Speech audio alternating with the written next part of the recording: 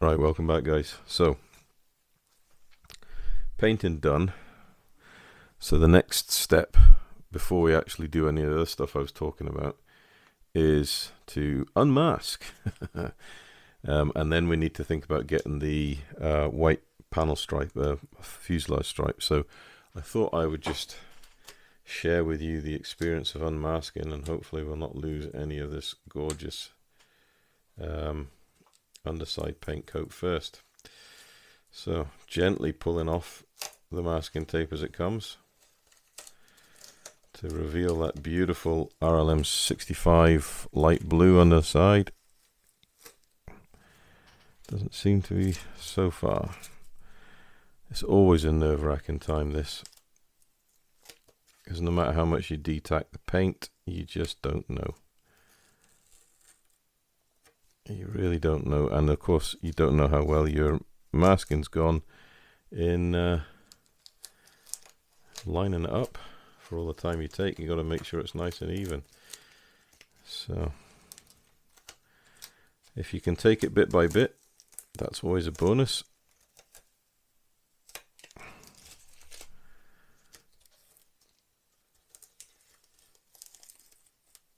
A nice gentle steady pull.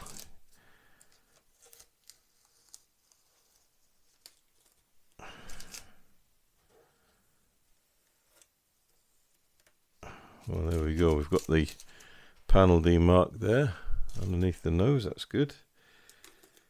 This bit we need to be careful from.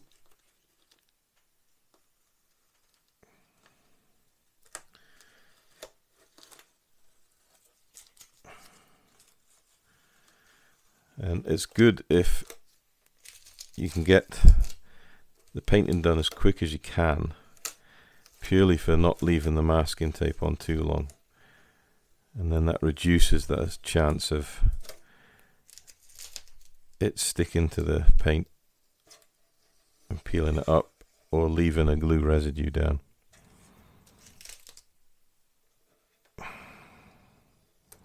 And you see how I'm pulling that off virtually flat on itself.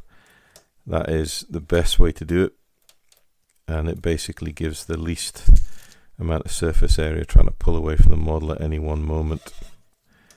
So if you can do that, you're doing all right. Now this is the tricky bit, because this is where we're going over photo etch, and we don't want to lose that, do we?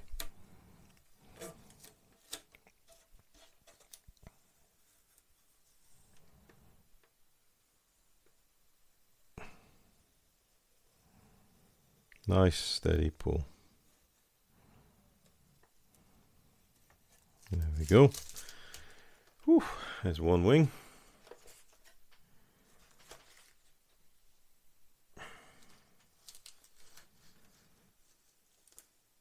Center fuselage.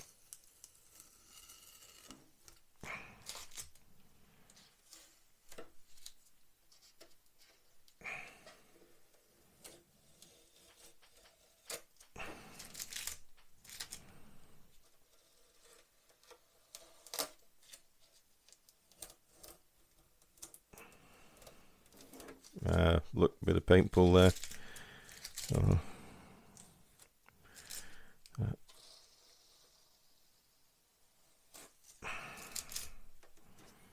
If you really wanted to be doubly sure, you could have taken the time to put a drop of varnish on to seal the paint. But I was banking on the fact that the paint was down. We did clean the model with isopropyl alcohol, make sure there was no grease or contamination on it.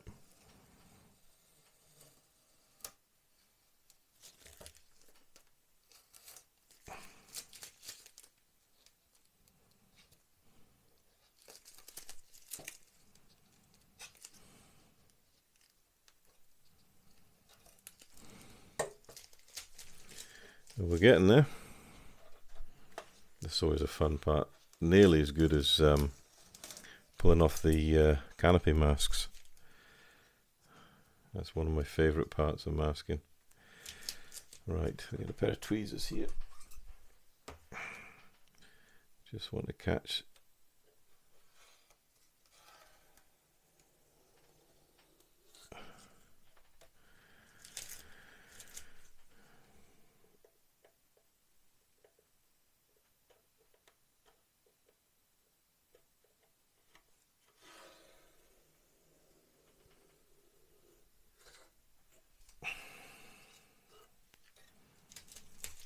quite an unusual masking scheme as well, because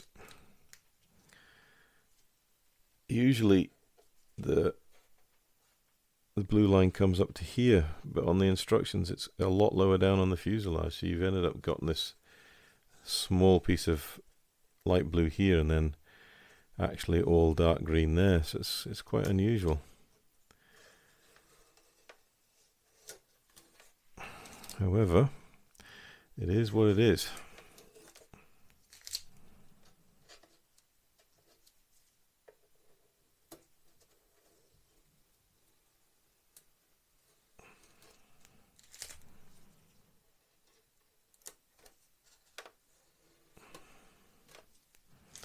Right, nearly there.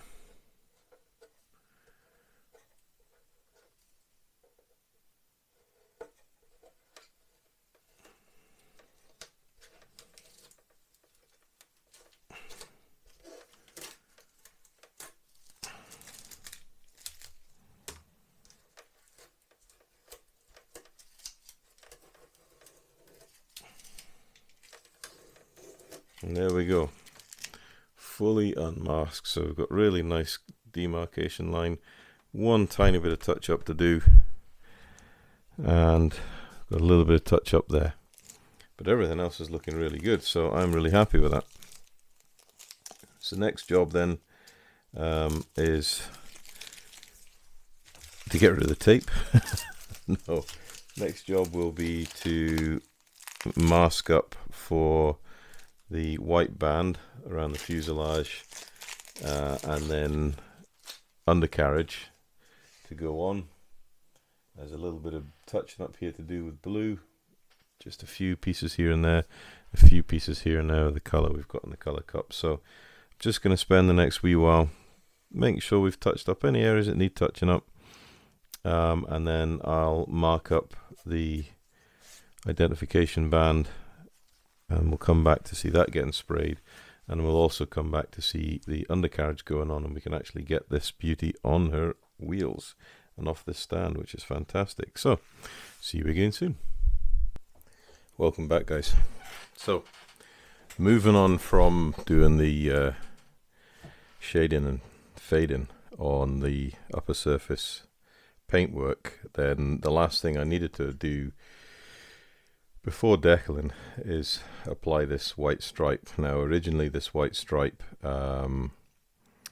came in the Revell kit decals for the He111P model. Well, the kit that was bought for this model was an He111H6, which was the torpedo bomber. So we're backdating it to a Battle of Britain P model. And in that regard, it didn't have the decal for the white stripe. And all realism, it's going to be better to paint it anyway. So, had to mask up for it. So, off camera, I have been busy. Now, I did a bit of measuring against the size of this stripe against the known reference point on this. Figured out that it was a 7mm piece of tape I was needing. Bit unfortunate because obviously Tamiya does 6 and 10, and I needed 7, so needed to cut tape. So using my trusty Tessa tape, paint and decorating masking tape. It's the closest thing you're going to get to Tamiya tape. It's amazing stuff. Plus, for the amount you get on the roll, is really, really cheap.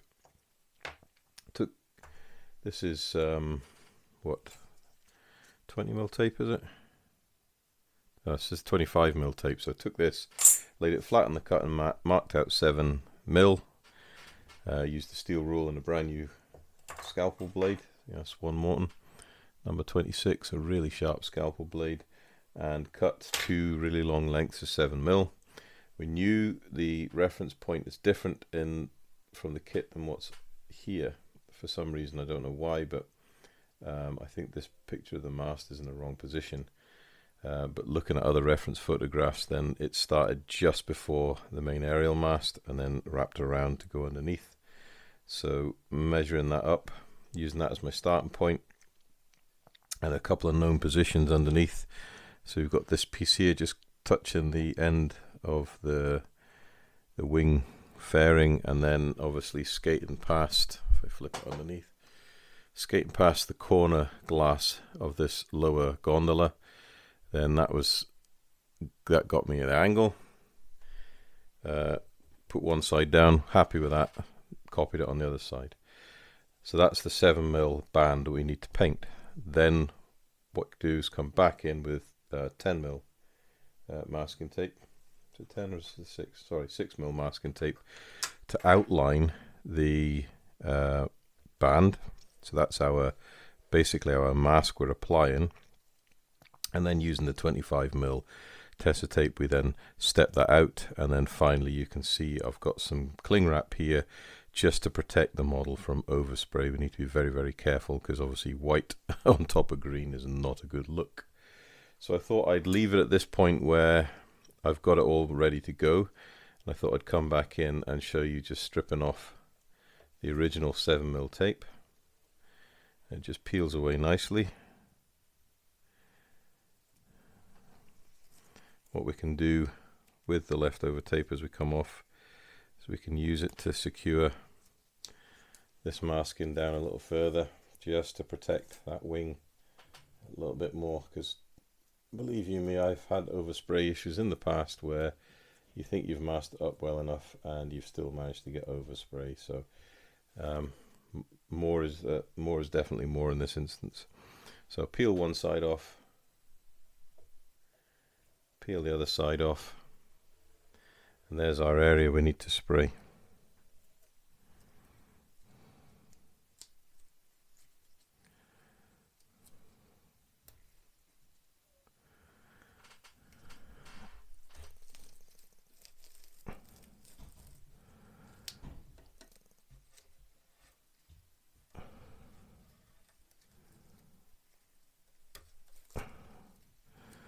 So we're just fastening this cling wrap. This was suggested to me by a couple of folk in my last video where I did a lot of masking on the Catalina, and they suggested why not just do the immediate area and then do large area masking with cling wraps. I thought it was a really natty idea. So cling wrap was employed. So the main thing is to make sure you've got pretty tight liquid tight masking so it just holds.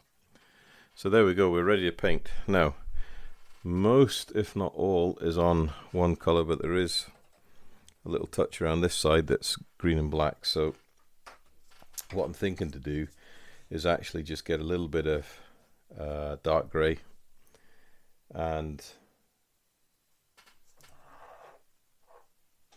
lay that down first. In fact, we'll use NATO black, and the only reason I want to use NATO black is it's just going to make the white more solid. I've got some white here which is pre-mixed. This was X2 gloss white, but I've used I can't remember if it's XF27 Tamiya's flat base. This has made us a lovely satin white, and it's reasonably well thinned, so that's ready to go straight out of the pot. Like the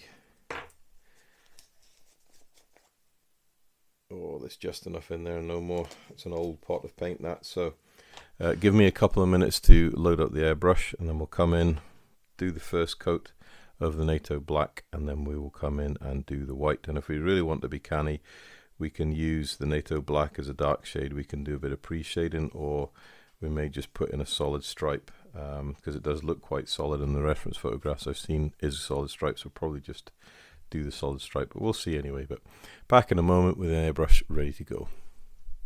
Right, we're back. Got the airbrush loaded up, so we just need to come in here and lay down a nice even coat, 90 degrees to the masking tape, and we're not flooding the area, we are literally just laying down an even coat. And the main one is to get the underside done where there's a transition between the top coat camouflage and the underside RLM 65. So this is this area here that really needs to be done, because there's quite a sharp color transition between the dark camouflage on the top and the light blue on the bottom. And I've noticed a bit I've over taped, so this is where you've also got to be careful when you're masking up that you don't actually over tape your precise masks. So we'll just keep that out of the way before we go too far and make a boob, because really we want to come in here, get this done, be satisfied that it's done correctly, then we don't have to come back in and touch anything up, because if you do, it's going to be brush painting work, and it's very, very difficult to match brush painting into airbrush painting.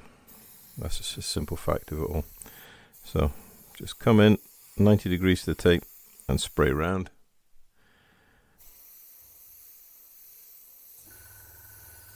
And just take your time, gentle coat, lock the camera. Yeah, I'm going to have to get a different rig for filming such big models.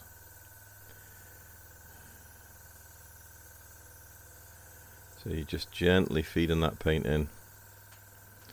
Make sure you go right to the edge, and what we want is one solid color. We can't see any transition between the camouflage colors or the upper and lower surfaces.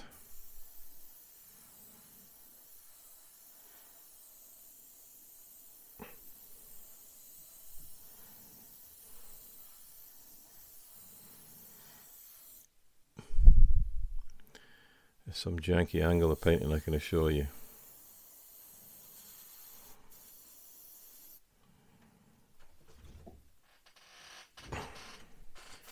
Once around again.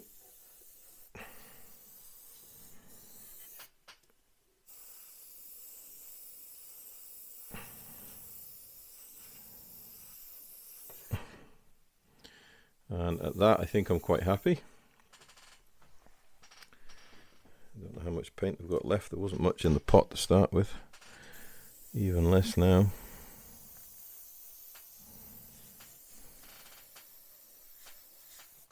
There we go. Right, so that is that done. So a quick color change is needed.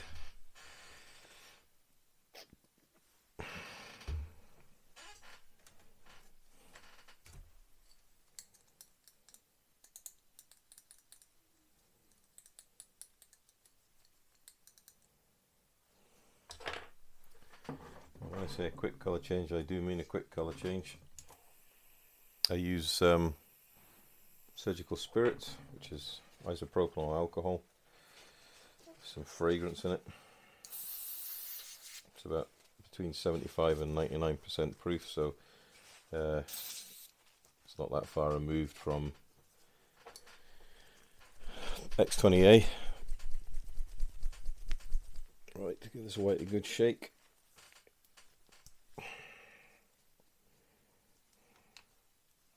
And white is a notoriously hard colour to paint. There's actually no getting away from it, it just is. Tamiya's white is pretty good. You turn the pressure up a little bit, it's a slightly thicker paint. And make sure the MAC valve is fully open. Right, so we come back in. You can see how grainy that is. So it is going to take a couple of layers to build up. But it will get there and it'll turn really, really nice.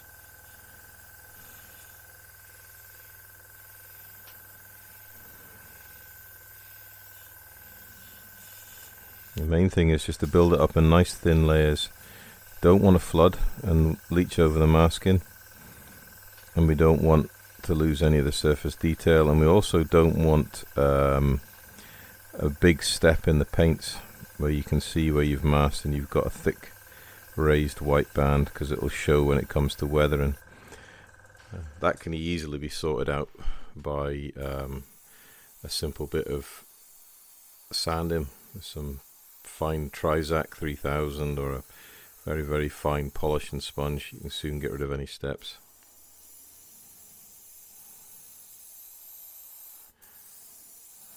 We're getting that colour density built up.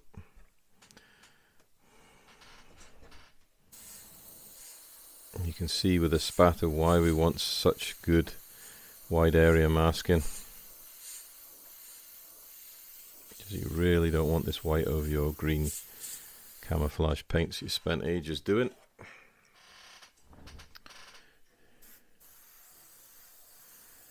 We're just dusting it on so it gets a chance to grip, and then we'll be coming back in with a slightly heavier coat just to make sure we've got that constant colour.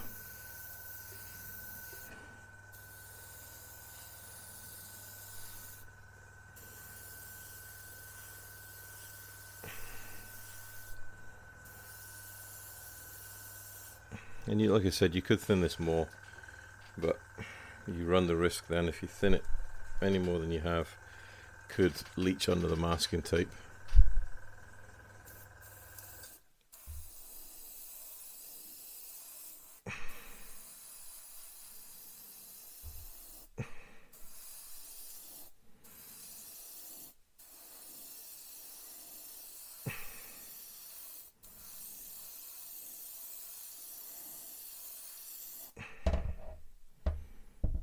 This wingspan is huge. So the main thing now is we're just checking under the light that we're happy. We have an even coat of white here.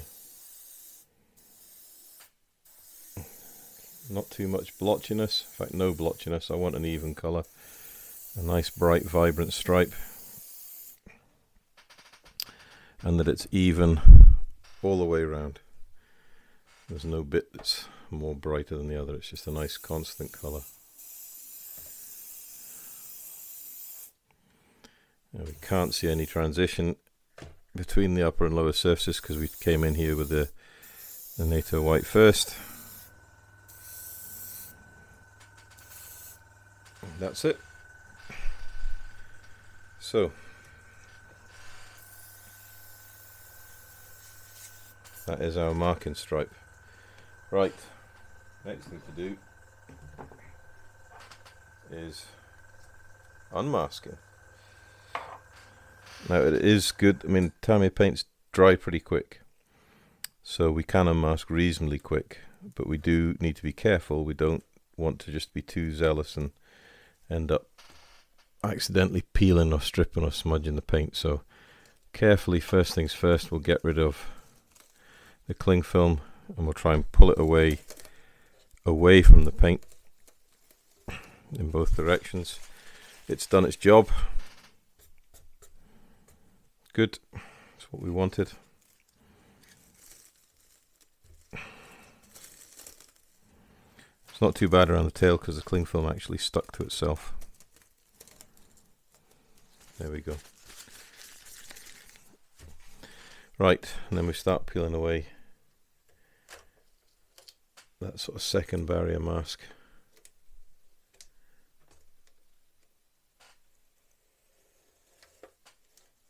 Just nice and gently.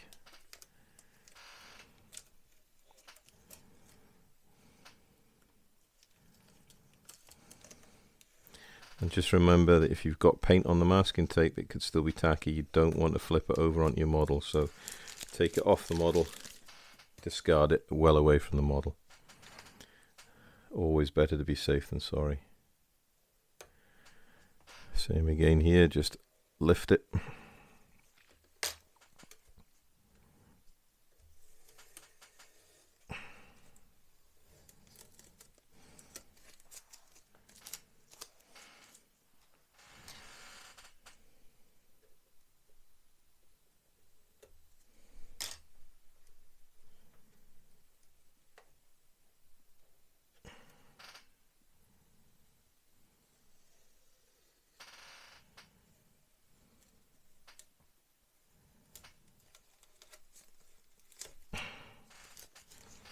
Right, now we're getting to the exciting bit. We're getting to the mask proper. And that just peels away. Like so. This one will have wet paint on it or tacky paint, so this must go well away from the model. even if you have to dump it on the floor.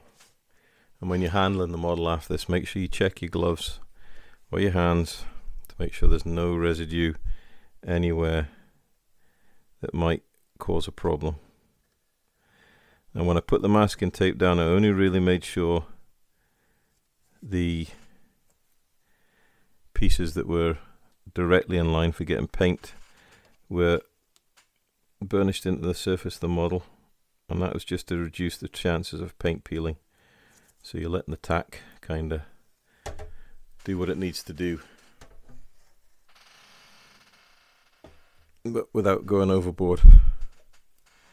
Right, one more piece.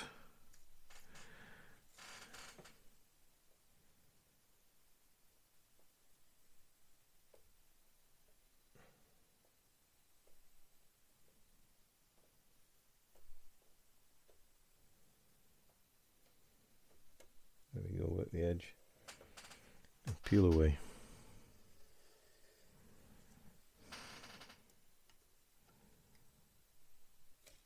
And that's it. We have a identification marking on the aircraft. Quite happy with that, to be honest with you. Nice colour, even shape, pointing in the right direction. That always makes an odds, doesn't it? Right the way around the model, underneath it, just where we needed it. So I'm really quite happy with that. I think that's good enough. Right, so what next, I hear you say? Well, what next is that's going to dry. I'll let that dry for a good hour and cure up. And then I think we'll come back in and we're going to look at the undercarriage. I've got it basic painted. I've done a bit more research and realized that the wheel centers need to be semi-gloss black, so we'll need to look at painting those somehow. And then there's obviously we need to put a dry brush on this to bring it to life, and then we need to do a little bit of foil work on the oleos just to give it that metal appearance. And when all that's done, we can get the undercarriage up into the aircraft, get this stand out of the way and put the aircraft on its wheels, which is really, really good, because that means we're really coming ahead. Need to do a little bit of repair work. I broke off the antenna mast on the tail fin, so that needs to be done as well. But other than that, I think we're looking pretty good. So we'll see you shortly for the undercarriage. See you soon. Welcome back, guys. So you can see from the picture I've moved ahead a little bit, and that's simply down to the fact that I've done videos on how I do decaling. Using, for this build, I used Mr. Hobby's Mark Softer and Mark Setter, well, Mark Setter first and then Mark Softer, and obviously it's just been all the stencil data, walkway lines, crosses are all the Revell kits ones. This we've painted on, and then the actual aircraft marking codes, the tail markings, and these specific markings here are the extra decals, which take the aircraft back to a color scheme that would have been worn by a P variant, not an H variant. Now, I have to thank bear with me. So the YouTube user Barry Whitefield 930, who pointed out that although I've backdated the kit as far as I can, the engines are actually incorrect, and so are the propeller blades. Oh, and it's also broken. So the engine and propeller blades are for the H variant, the torpedo bomber, and he's basically saying that the H was fitted with the Jumo 211 engines, but the P was fitted with the Daimler-Benz 601 engine, so they had the more needle type propeller blades, and the air intakes were on the opposite side of the engine. So just want to say thanks to Barry Whitefield for pointing it out. I'm no expert on these models, so I missed that point. So yeah, if you're looking at it, you realise it's a bit of a mismatch. But the paint scheme is what I was wanting to go for. I was wanting to go for a Battle of Britain He111. I did look and see if there was any of the original P variants on eBay. There was, and it was just shy of 200 quid. So yeah, taking these bits off and redoing them is not an option. I'm quite happy just to leave as it is and live with the inaccuracy. But it is what it is. If you want to get one of these, they're very, very expensive nowadays. For a kit that originally retailed about 50 quid, you know, they really have gone up a lot in value. And it'll be interesting to see what the Border Models 35th scale one is like. I've seen a few test shots and I've read quite a lot of disgruntlement on the internet. I'll just wait and see when it comes out and then make my mind up then. But anyway, it is what it is, and we are where we are. So decals are on. They went down beautifully. They all conformed really, really well, and they weren't just too fragile either. The markings were really, really fine, as is for the tail. We'll just cover some of that up. So we've got the screaming rook diving down on a bomb. Obviously, there's the part painted marking on the rear tail. Same on both sides. And then if we turn it over, the other job that I did do off camera, purely because it was so fiddly, was I've installed the undercarriage. All I've done with that was obviously had its color coat with RLMO2. Then I used, what I used to dry brush it was actually IJN grey green, so it's XF76. Really, really nice color for dry brushing. Again, it's almost sort of akin to RAF Sky.